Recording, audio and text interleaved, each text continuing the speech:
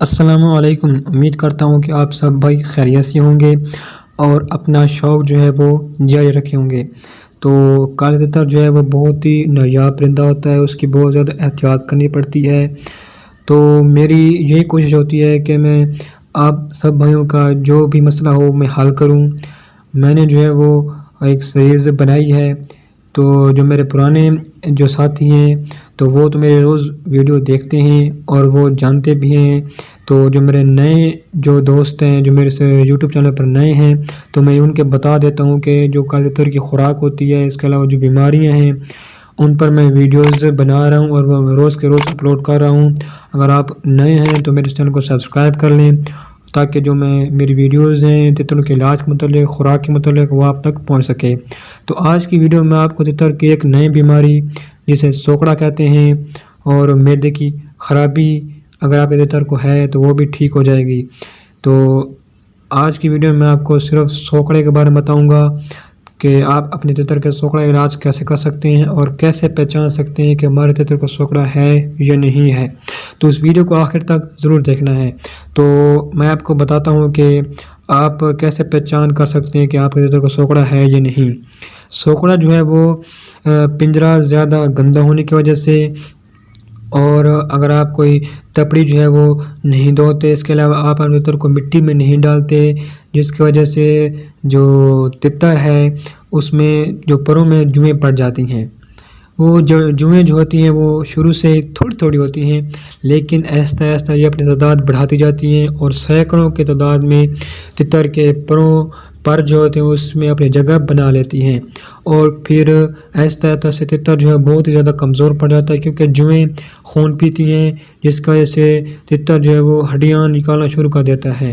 اگر آپ کا تتر جو ہے وہ بہت کمزور ہے اور ہڈیاں نظر آتی ہیں تو آپ سمجھ جائیں کہ آپ کے تتر کو سوکڑا ہے، اور جلدی سے جو میں علاج بتاؤں وہ آپ نے علاج کرنا ہے۔ انشاءاللہ آپ کا تتر جو ہے وہ فٹ ہو جائے گا۔ تو ایک اور علامات ہیں جو کہ سوکڑے کی ہیں۔ اگر آپ کے تتر کو سوکڑا ہے تو اس کا ہاضمہ جو ہے بالکل خراب ہو جائے گا، کیونکہ سوکڑا جو ہے وہ ہاضمے کو بھی خراب کر دیتا ہے۔ تو اس کی سب سے بڑی نشانی یہی ہوگی کہ تتر کھانا پینا کم کر دے گا اور وہ ہر وقت اپنی چونچ جو ہے وہ پروں میں مارے گا۔ اس کے علاوہ وہ گرمیوں میں بالکل مستی نہیں کرے گا اور بولے گا بھی بالکل نہیں، بالکل کم بولے گا۔ اگر بولے گا تو بالکل کم بولے گا اور اپنے پروں کو جو ہے وہ سمیٹ کے رکھے گا۔ اور سب سے بڑی نشانی تو یہی ہے کہ تتر جو ہے بہت کمزور ہو جائے گا اور ہڈیاں نکالنا شروع کر دے گا۔ تو وقت ضائع کے بغیر میں آپ کو احتیاطی تدابیر بتاتا ہوں، اس کے علاوہ میں آپ کو علاج کے بارے میں بتاؤں گا۔ احتیاطی تدابیر یہی ہے کہ آپ نے اپنے جو ہے وہ تتر کا پنجرہ ہے اس کی روز صفائی کرنی ہے، جو تپڑی ہے اس کو روز دھونا ہے۔ اس کے علاوہ آپ نے تتر کو مٹی میں جو ہے وہ روز ڈالنا ہے۔ اب میں آپ کو علاج بتاتا ہوں۔ جو جوئیں ہیں ان کا علاج یہی ہے کہ جو کوپیکس پاؤڈر ہے وہ آپ نے روز جو ہے وہ مٹی میں تتر کو دینا ہے۔ کوپیکس پاؤڈر آپ نے زیادہ نہیں ڈالنا، بس تھوڑا سا ڈالنا ہے، اور مٹی میں جو ہے وہ آپ نے تتر کو روز ڈالنا ہے۔ جو مٹی ہے وہ آپ نے دھوپ میں گرم کرنی ہے، جب گرم ہو جائے پھر آپ نے تتر کو اس مٹی میں ڈالنا ہے، پھر کوپیکس پاؤڈر آپ نے مٹی میں ڈالنا ہے، پھر آپ نے تتر کو مٹی میں ڈالنا ہے، پھر مٹی میں کھیلے گا تو جوئیں جو ہے وہ انشاءاللہ ختم ہو جائیں گی۔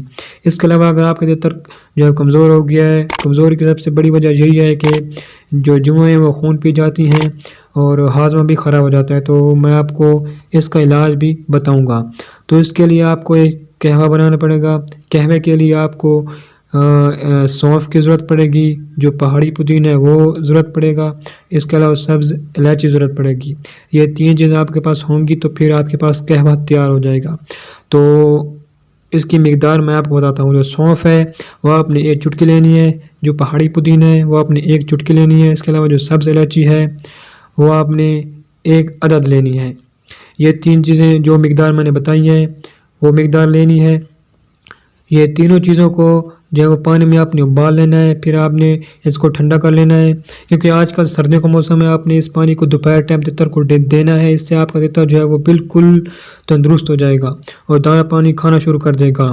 اس سے آپ کا تتر کا معدہ جو ہے بالکل درست ہو جائے گا۔ آپ نے قہوہ جو ہے وہ دن میں 1 بار ڈالنا ہے اور آپ نے روز یہ قہوہ بنا کر پلانا ہے تتر کو۔ اگر آپ کا تتر جو ہے وہ بالکل فٹ ہو جاتا ہے، دانا پانی کھانے لگ جاتا ہے تو پھر 2-3 دن پھر آپ نے اضافہ کر دینا ہے اس چیز کا.